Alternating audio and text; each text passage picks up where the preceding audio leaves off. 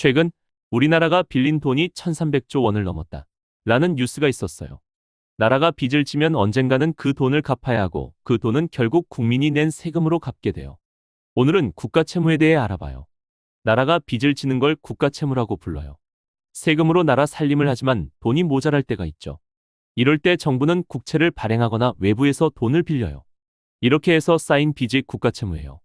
빚이 너무 많아지면 어떤 일이 생길까요? 매년 빚의 이자만 갚아도 엄청난 돈이 들어가요. 그러면 다른 곳에 써야 할 예산이 줄어들 수 있어요.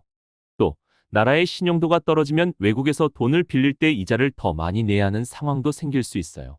국가채무와 비슷한 말로 국가부채가 있어요.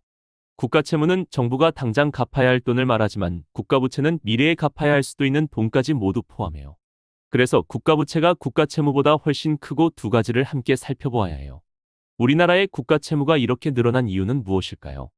코로나19가 유행할 때 정부는 국민에게 재난지원금을 주고 회사들을 지원했어요. 국민을 지키기 위해 꼭 필요했던 일이었죠. 하지만 이런 식으로 복지와 경제를 살리기 위해 계속 돈을 쓰다 보니 빚이 더 늘어나게 됐어요. 그래서 정부는 이제 이 빚을 관리하기 위해 재정준칙이라는 규칙을 만든다고 해요. 그러나 규칙이 너무 엄격하면 나라가 어려울 때 필요한 돈을 쓰지 못해 더 큰 위기가 올 수 있고 규칙이 느슨하면 나라 빚이 계속 늘어나서 나중에 더 큰 문제가 생길 수 있어서 규칙을 만드는 것은 어려운 일이에요. 다른 나라와 비교할 때 우리나라의 빚은 어느 정도일까요?